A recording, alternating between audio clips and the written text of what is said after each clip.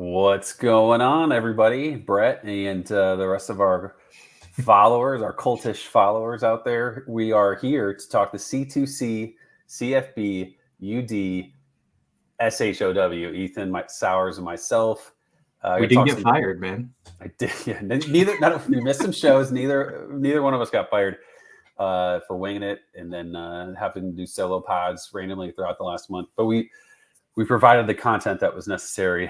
Going to talk Thursday night, aka tonight, Friday night, and some Saturday games on Underdog. What pick'ems we like, which one, how we're feeling about certain situations. Maybe just give conversation to certain situations so you're aware of what you're potentially looking at come this weekend. So looking forward to it, Ethan. How do you? I think we're skipping the Marshall game because we don't know who the Marshall quarterback is. And Georgia State feels like just kind of a mess. Like, why bother, right? We have a real team, at least one real team with BCVT playing tonight. And obviously I'm interested for personal biases, but I feel like this is a good game. I feel like there's some bitter rivalry here.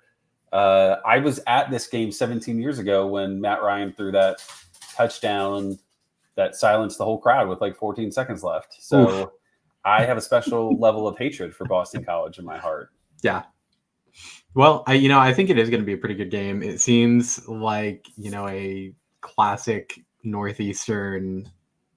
Right? Can we call it a rivalry? I don't think it's an official. It's not an official rivalry, but I think when they were doing those pods and stuff, BCVT always felt like a natural, hey, you make sure that you play them every year because ACC doesn't have the most traditional rivalries like SEC does. Yeah. See, I always love a good weeknight Virginia Tech game because I think back to, I think it was probably the Michael Vick era when Lee Corso's car got struck by lightning during the telecast. Yeah. So we've played so many Thursday night games. It's great. We used to love it. I mean, that was a lot of schools back then at least didn't love it because short weeks and then hard for fans, but fans love night games and they love weekday night games in Blacksburg. So I'll let you go first. I mean, because you're unbiased, would never say anything mean about my Hokies. So what's your initial take on the game? Maybe a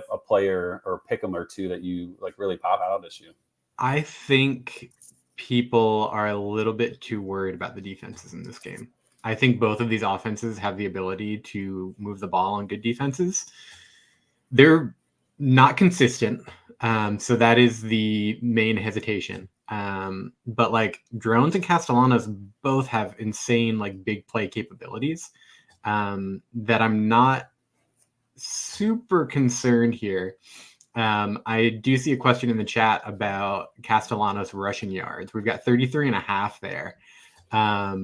I'm not super tuned in to what kind of sack numbers Virginia Tech's put up this year. Oh, you wait. I looked this up this morning. Oh, I'm so ready for it. But, Brent Pry, defensive-minded coach, you'd think he's going to corral Castellanos pretty much or pretty well. What do you think about the 33.5 there? I like the under. The hard part is Castellanos is fast and could break this in one run, right? Yeah. The reason why I like the under though is Virginia Tech is top 5 in sacks in the country. I think they have the ACC leader in sacks. Maybe that's a week or two old. If Justice is listening and yelling at me, that's probably because I'm wrong. But at one point we had the leader for the ACC.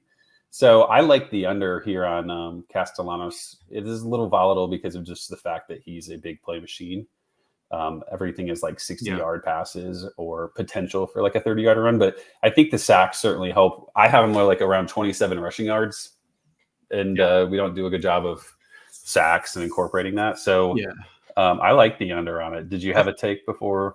I think that's a good call. Just with the way that Bill O'Brien has kind of utilized Castellanos has been getting his run on kind of broken plays and on improvisation, not through design quarterback runs as much. So I do think that, the fact that they're not scheming those things necessarily for him, I do like the under a little bit more, especially, hearing about the leading in sacks. But passing yards, I'm partial to the over for both of these guys, to be honest. Yeah, so this is what's been like a big discussion internally for me is like, what do we do about Boston College? Because on the season, they're at like 43 or 37% passing rate.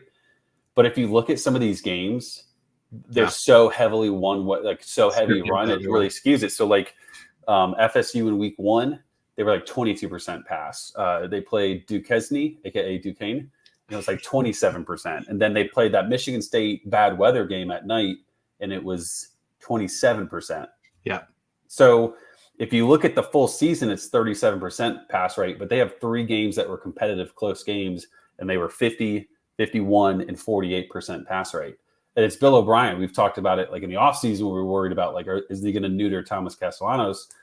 And he kind of has, but he's made him a better passer, and they pass more than, honestly, probably they should. But I think the over on Castellanos makes sense. I like the over on drones. I like the over on the BC receivers. Yeah. The question marks would go with like the Virginia Tech receivers because Allie Jennings appears to be back. But like, what does back mean? Like, if he's fully healthy, he played 22 snaps against Stanford, but you can tell I've actually researched coming into this game.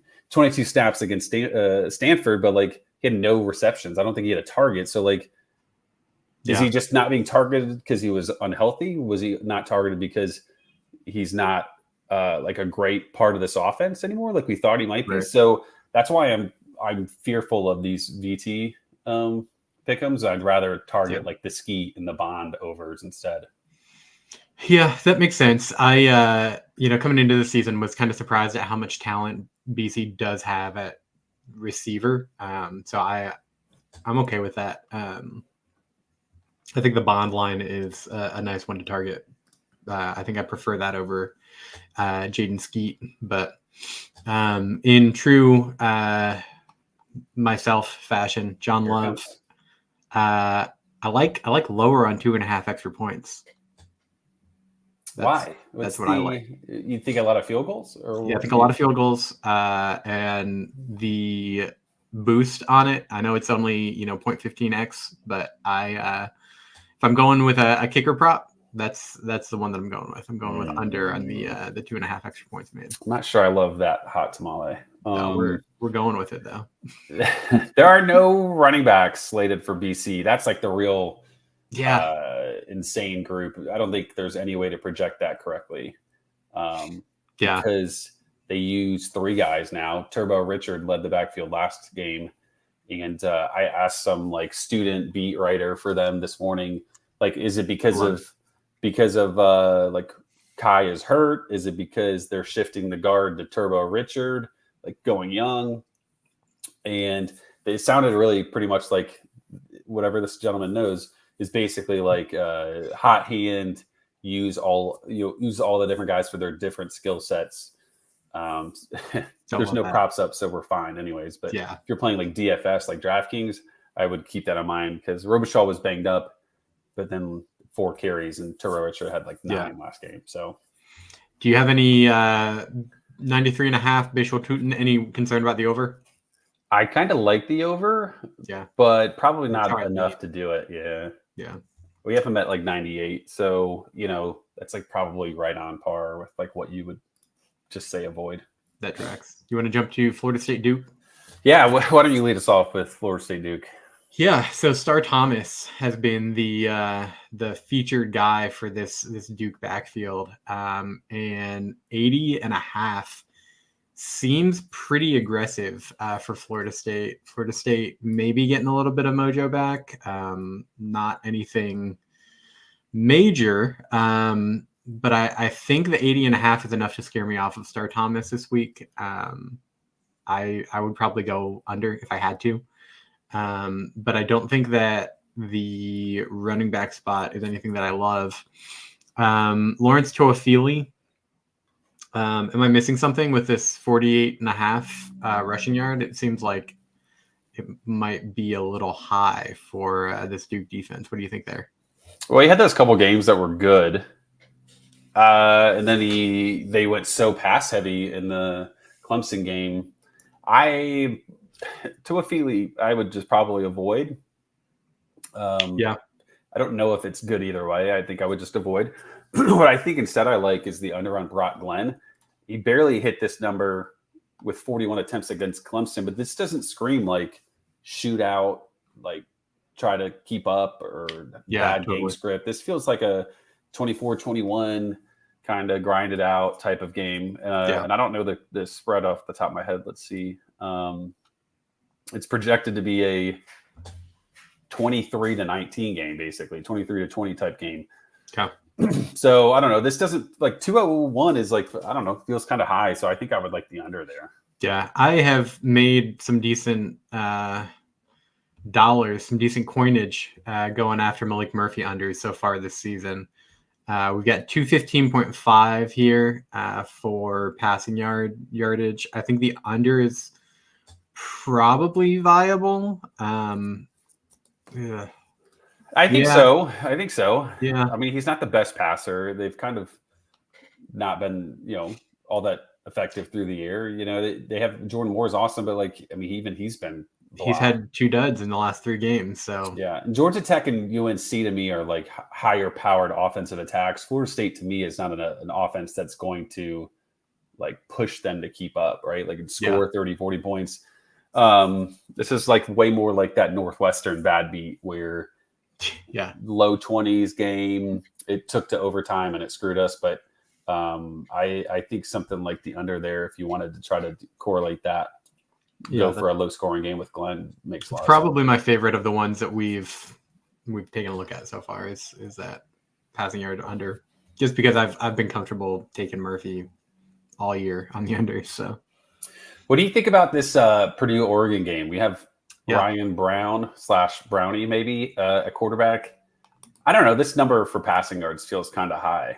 I mean, he was great against Illinois, but that game was insane. And did you ever go back and watch the fourth quarter? Like I told you, I didn't. They scored like so many points in the fourth quarter. It doesn't feel like it'll carry over. Like, it screams like a letdown spot. It seems like an emotional high after such a crazy comeback. And then just running into the buzzsaw against Oregon. On a short week, it does not feel good. There are people that certainly get scared of going to Purdue on a weeknight because of like what they've done to Ohio State and maybe others in the past. Yeah. But this doesn't feel like that Purdue type of team. There's no Rondale Moore that's going to just crush the opponent, right? And go for 200 yards and take over the game. So this is a run first quarterback to me. And I don't think that Oregon's defense has been really pretty good. So why would Brown be the one that like can handle it? Yeah. I think that tracks pretty well. Are there any, I'm trying to find receiving numbers. We got Jamal Edrin for 31.5. We got Jerron Tibbs for 29.5. I mean, those numbers are all so low. It's like, like how did he get there? Like, I don't know. I would prefer to just avoid even like Max Clare. His numbers, I think in the 40s. Yeah. And I'm a Clare guy. We've done this weekly. 48.5. That's a little high, I think, but I would just avoid it. I mean, he had that huge game last week. I think he had half of those, like 280 passing yards last week. Yeah. I would rather just avoid. I think what's really interesting or maybe sketchy and like interesting to look at from a pick-em purposes is this like Devin Mockamy line. Yeah. Like if Hudson Card was the quarterback, you'd have so many more rushing opportunities for Mockamy. Yeah. But because Brown's the quarterback, I think that this number is a little bit inflated. And like Reggie Love is a real running back. I'm not saying he's any good, but like he is in play. He has had random games where he's equaled the rush number usage of Mockamy.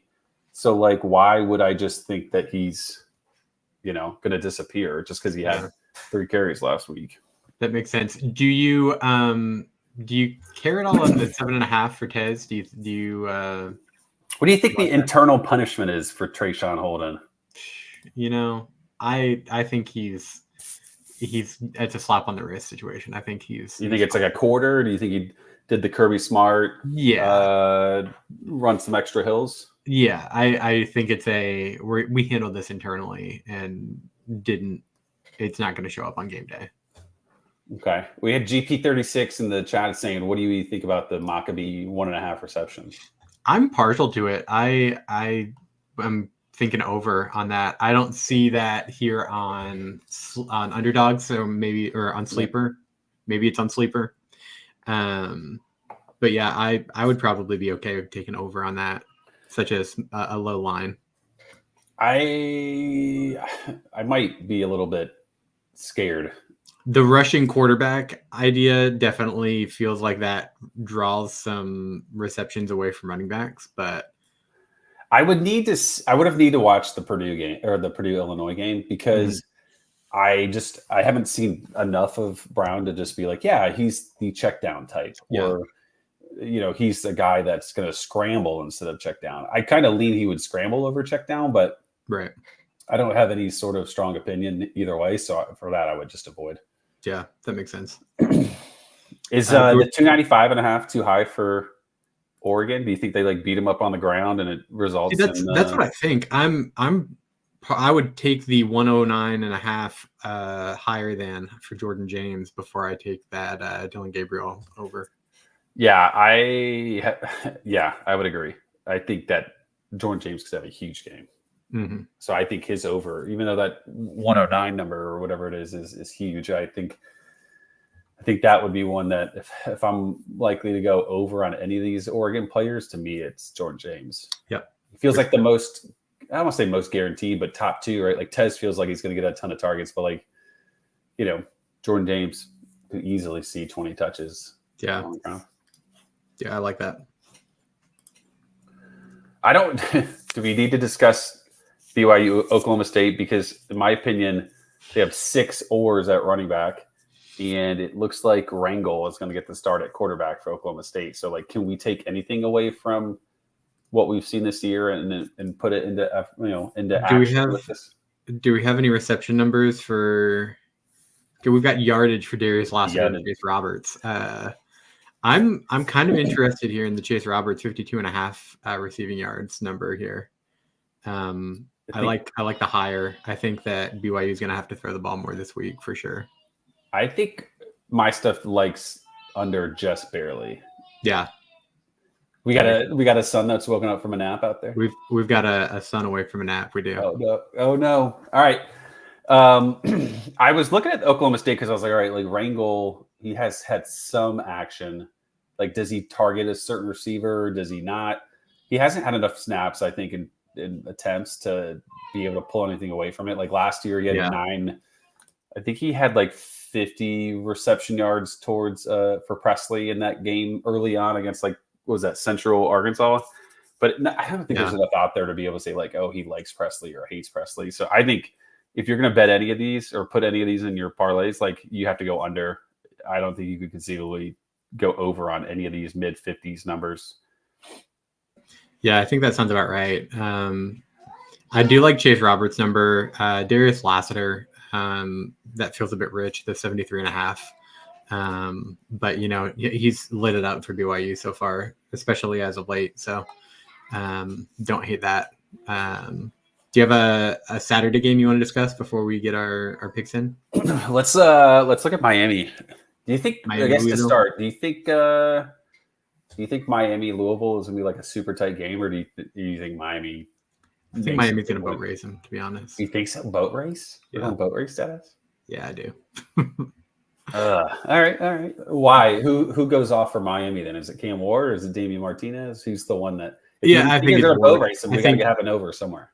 Yeah, I think Cam Ward's gonna light them up through the air. I think Miami's defense is just good enough to put a thorn in Tyler Shuck's side and get an interception or two to really keep it away from them. I'm envisioning probably 38-17 kind of deal. Okay. So I think I'm with you on the Cam Ward over, or him having a huge game. I think the best one though is Isaiah Horton over 41.5. Yeah. He's the number 2 receiver for them now in terms of target share. He basically is 4 to 5 targets minimum with upwards of 8. And he has he's had some big games. He's got a touchdown and 3 straight. Yep. he has really stepped on and been a huge player for them. I've been really impressed, and with the opposite of impressed with George and Sam Brown, who we thought like, oh yeah, you draft Sam Brown or George, you're guaranteed like receiver 3, and like you're getting a receiver 4 with one of those guys. So that's been a bummer. If you don't like Louisville to score much or to score just 17. Is it Ja'Cory Brooks under 79.5? Is it sure. Chris Bell is like 39.5 under now that he's a third receiver? Ja'Cory Brooks under is what I'm kind of banking on. His usage has just been so efficient that it really feels like, I'm thinking that there's got to be some sort of a drop off. He just hasn't gotten the numbers as much. I mean, 8 targets against Virginia is decent. He had 9 last week against that, or not last week. He had 9 against Notre Dame a few weeks ago. I just don't see the efficiency numbers being there against Miami. Granted, I mean, Notre Dame, decent defense, probably around the echelon of what he'll face against Miami, and he was 5 receptions on 9 targets for 71 yards. But I mean, even that's still under the 79.5. Yeah, I think I would look at Brooks and Lacey the most. I was really disappointed with Lacey against SMU. That felt like such a great play. I mean, so cheap on DraftKings, and then just didn't do literally anything. 56.5 is like fairly aggressive for if you were to think that Louisville doesn't keep up with Miami. So I think under's there, but I think George, like you said, he's been so efficient with those receptions, like with big plays. Yeah. If you think that Miami can just stop a big play, then that feels like the under is like a lock. Yeah.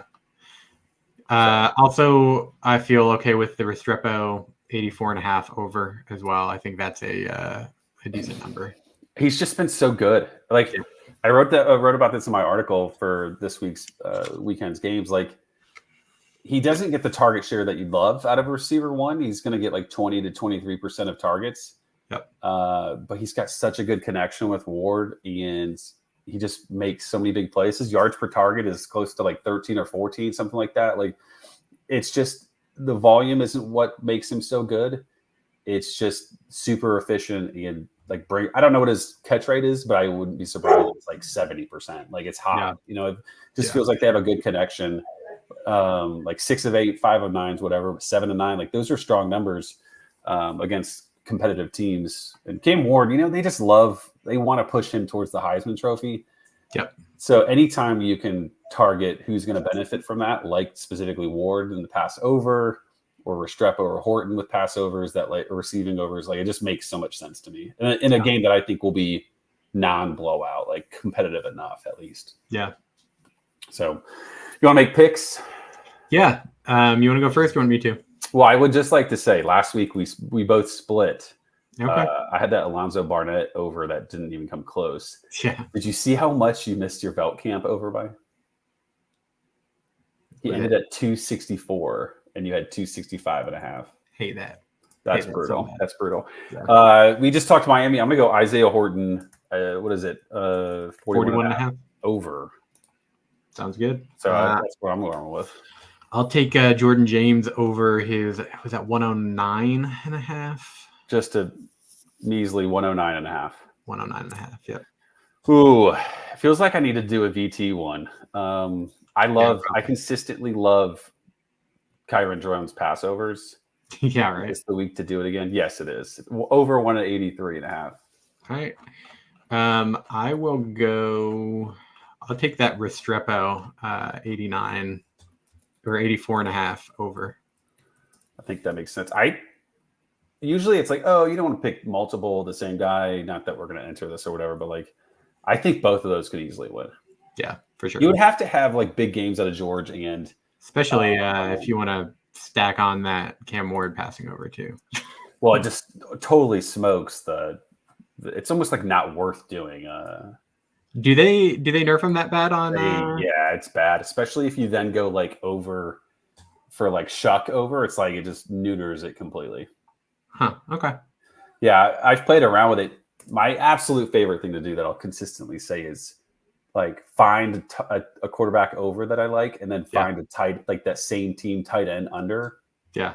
And Because it does the opposite. it does. My typical bets are like 35 to win 210, and it puts it Yeah. at like 35 to win 270. Nice. And like these tight end lines can be as low as like 15 and a half, 21 and a half. Like Yeah. I tried it the other day with Gio Lopez over Yeah. like 240, and I did DJ Thomas Jones under 21 and a half. Yeah. Gio obviously didn't get there, but Thomas Jones got under, and it was so close to being a big payout because they just that's the way to go, man. Tight ends in college football, as you know, just most of the time, unless you're Tyler Warren or Harold Fallon, you don't have a big game. So cool, man. All righty. Well, you got the two of us in the same room for the first time in a while, so I hope you guys enjoyed it. Typically Wednesdays, but sometimes Thursdays would work better. Ethan's family has been sick. Yeah. Hopefully the plague is going by next week. Hopefully it hasn't transferred back over to me because I got sick a few weeks ago. For real though. But hope you guys enjoyed it. Good luck tonight, this weekend on Underdog. If you're playing, never deposited or joined before, I think C2C is the code to get a deposit bonus. Yep. Check out Tiering the Competition articles for Maine and Saturday night that are live or about to be live on the site. And otherwise, we'll catch you guys next week. All right.